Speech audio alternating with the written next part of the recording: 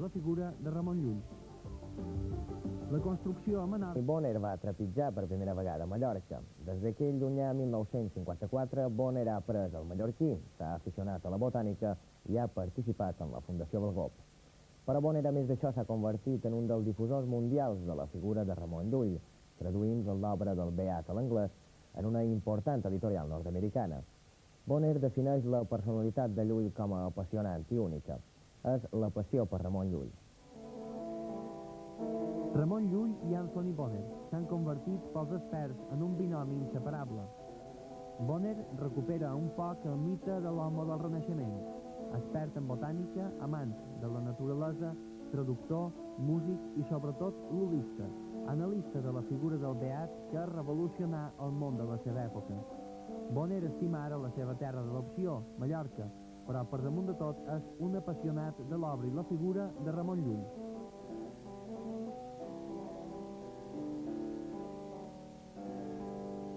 Anthony Bonner va néixer a Nova York l'any 1928. Com ell conta, sempre ha estat cercant una civilització amb arrels culturals ben profundes, una cosa que no té la societat nord-americana. A pesar de la llunyania, recorda els seus anys de joventut a Nova York, però ben jove es traslladà a Harvard per estudiar música, la seva primera vocació.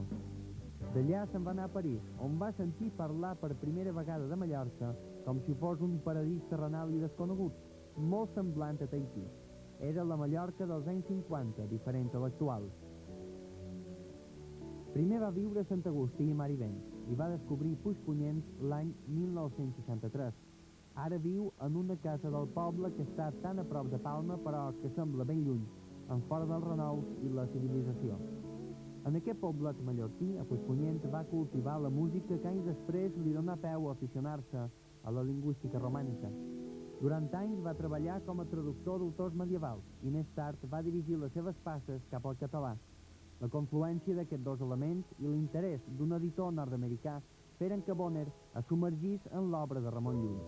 Bonner era, als anys 60, un estranger més a Mallorca i des del primer moment va voler rompre el que els separava dels mallorquins, la barrera lingüística. Jo, no sé, no puc estar a un lloc sense poder comunicar amb la gent, i jo veia que només comunicava a mitges, en espanyol, i vaig començar a aprendre mallorquí, i llavors des d'aquest moment se va facilitar, diguéssim, enormement el contacte amb gent i amb la cultura d'aquí. I jo sempre dic als estrangers, de vegades pensen que hi ha una poca de barrera, és a dir, que les barreres són únicament lingüístiques.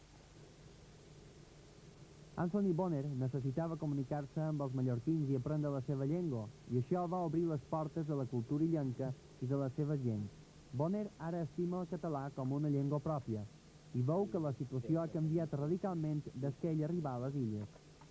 Jo soc molt optimista. Jo vaig viure l'època que habla vostè cristiano i de tot això, quan hi havia dos idiomes, un, diguéssim, folclòric i poc popular, i l'altre seriós i científic, que era el castellà, i jo ara veig que hi ha una universitat que funciona en català, que hi ha tota una sèrie de publicacions en català, que els joves l'accepten accepten el mallorquí com a dialecte del català i no hi ha cap problema com hi ha a València, per exemple, problemes greus.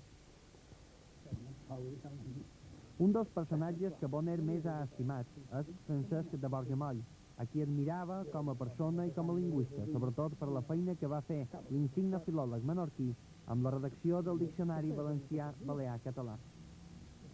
Una de les raons perquè la situació aquí no ha estat mai tan greu com a València ha sigut a ell, que l'ha sabut contestar, ha sabut, diguéssim, desinflar tots els moviments gonellistes amb una gamma de medis extraordinaris, des de la ciència fins a l'humor periodística realment ben feta.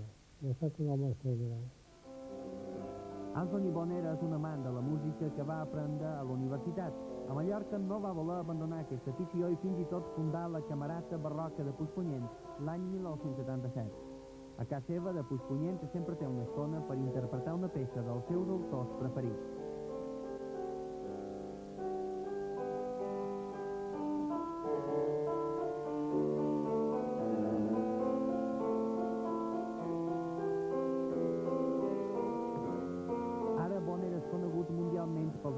que ha fet entorn de l'obra de Ramon Llull, que ell defineix com una figura irrepetible i innovadora.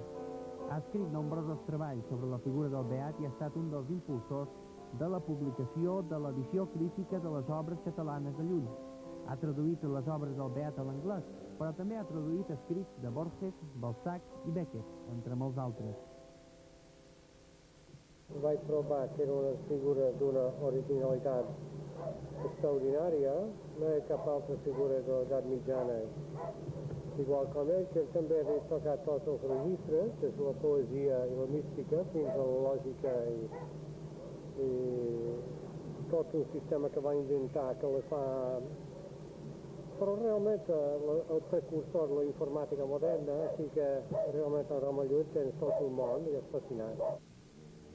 Bonner va arribar a Mallorca per casualitat, però aquí s'hi ha instal·lat ja definitivament. Aquí va conèixer Llull, però també l'illa i la natura mediterrània que el va captivar.